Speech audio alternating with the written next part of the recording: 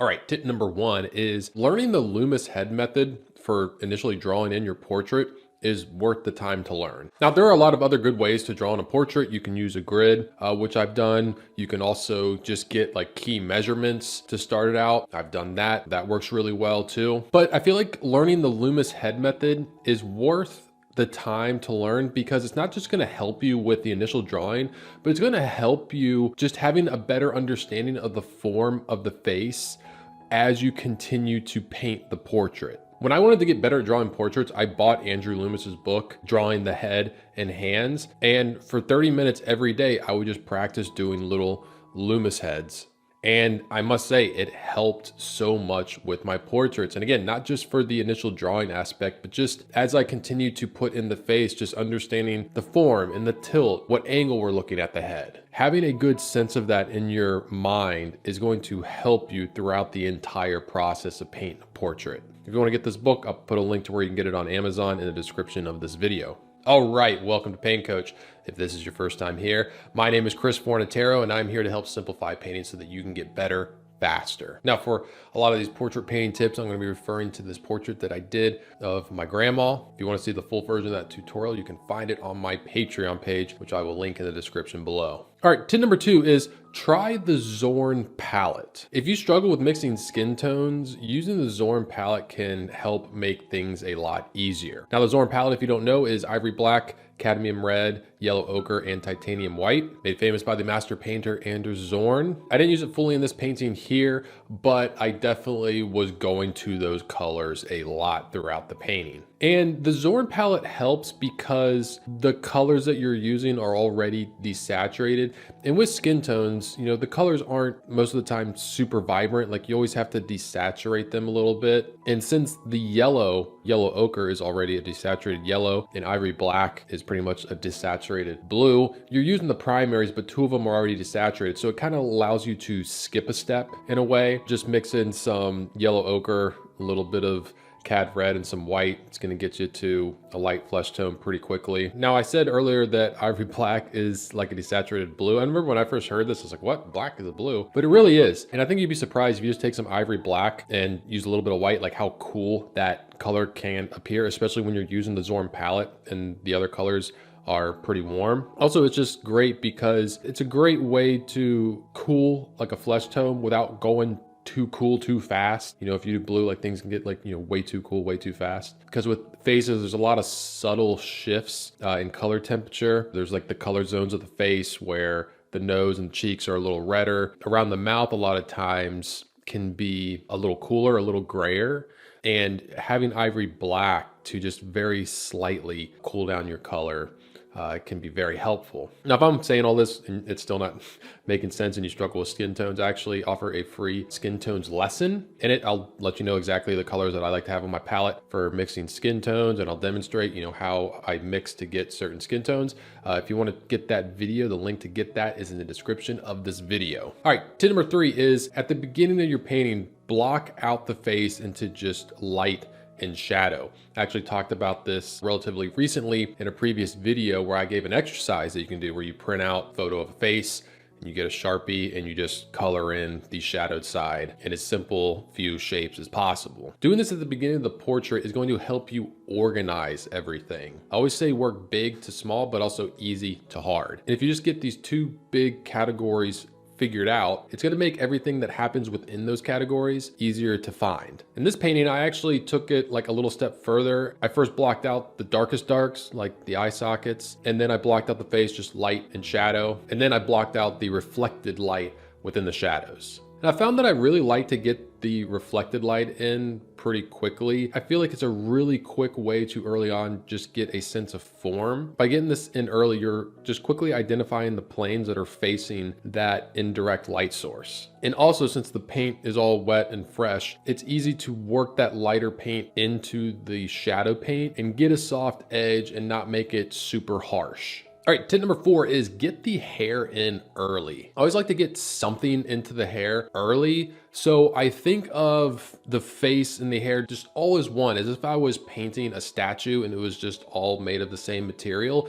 Because the first thing I want to think about is just the overall structure of everything, and that includes the hair. A lot of times I can tell from students' work that they're thinking of the hair as like a separate thing, something that we have to go in and paint every hair or every lock of hair, and they miss that first initial step of blocking in the structure of the hair as if it was carved out of stone. You want to get that first. And just like with the face, I'm identifying the shadow parts and the light parts as simply as I can. And even though this is all very simple, the form of the hair should be reading to some degree. Also, it's helpful to get this in early while you're painting the face so you can work the color of the skin into the color of the hair on the hairline and get a soft edge. A lot of times I see students work and their hairlines are very crisp and harsh, and you want that to be a soft transition, a soft edge. It's just going to look more natural. All right, tip number 5 is when it comes to painting teeth, it's all about understanding form and value. When I first block in the teeth, I block it in as if it was a mouthpiece, just one solid piece. And it's important to think of the form and the values and how as that mouthpiece is going back into the corners of the mouth, it's going to get darker in value. So you want to indicate that right from the start, and also thinking, okay, where's the light coming from and where on the teeth is going to be the lightest part. Also, it's helpful to stand back and squint your eyes and see what the value of the teeth are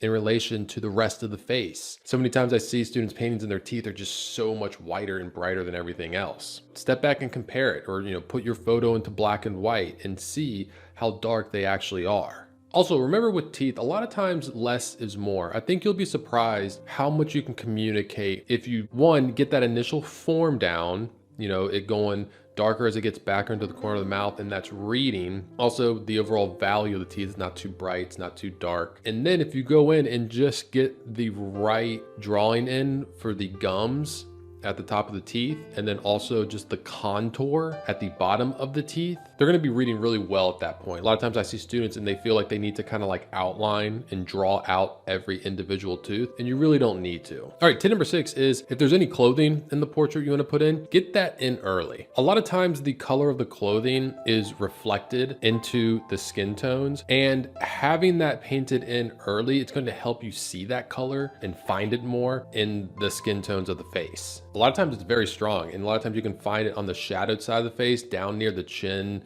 jaw, or neck area. You'll see the color of that clothing being reflected up into that part of the face. And a lot of times that's how you're going to identify the edge of the chin or the edge of that jawline. And the opposite is also true. A lot of times you can find the skin color reflected into the clothing, especially if it's a lighter clothing, especially a lot of times white, you'll see a little bit of that flesh tone being reflected back into the clothing. All right, tip number 7 is always remember placement before detail. Now, what I mean by that is that when it comes time to painting things that take a lot of detailing, like the eyes, the nose, the mouth, the features, try and figure out everything around them first. That way you have the right placement and you're gonna place them in the right place before putting a bunch of detail and realizing, oh no, I need to move that, and you have to wipe it and paint it all over again. An example in this painting is the mouth. I painted the mouth, and more importantly, the teeth. Very simply, I didn't get into any detail, just kind of blocked it out early. And thank goodness I did, because I ended up having to move that mouth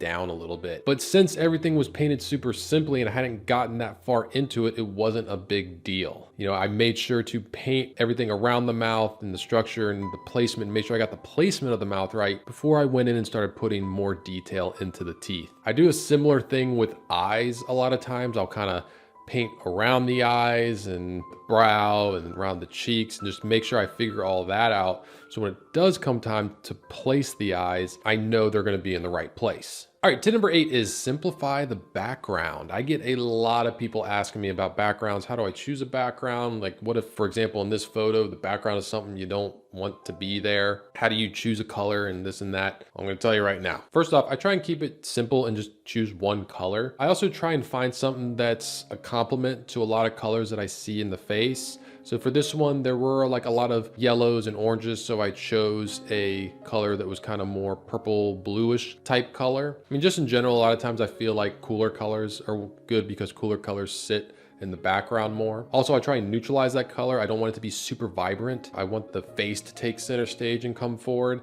And if you have like a super vibrant background, it can kind of like upstage the face a little bit. Actually, a student in my apprenticeship tier on Patreon did a really good portrait. And one of the few critiques I had was the background. I felt like they just neutralized the background a little bit. It really would have brought the face forward and made it pop and stand out more. I also look at the face and try and find maybe a color that is being reflected in the face, because a lot of times the area around the subject, the colors from around them are being reflected into the face.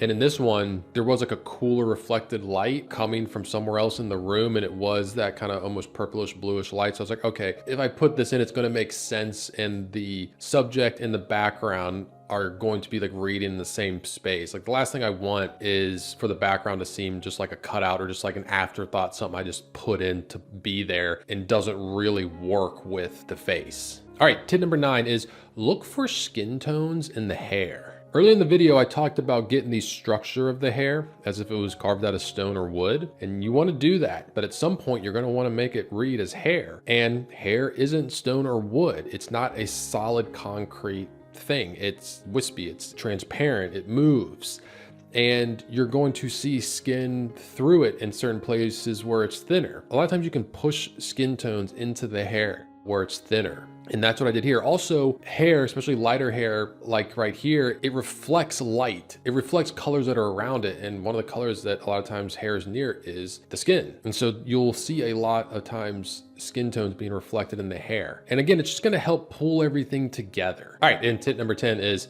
don't feel that you need to cover the entire canvas with paint. Having an unfinished background or look to your portrait can add a lot of character to it. If you want to see some really good examples of this, you can take a look at Michael Shane Neal's work. I've actually taken a workshop from him, and especially seeing his paintings in person and just the unfinished look and having sometimes a background or an unfinished background, I feel like it just adds a lot to the painting, especially if you just really wanted to focus on just like a bust, and is a great way to make sure that you don't upstage the portrait itself. Because the background should always support the portrait. And you should also really be thinking about composition when you're putting in that background and thinking about the placement of the head on the canvas and where there's empty space in the canvas and kind of balancing things out.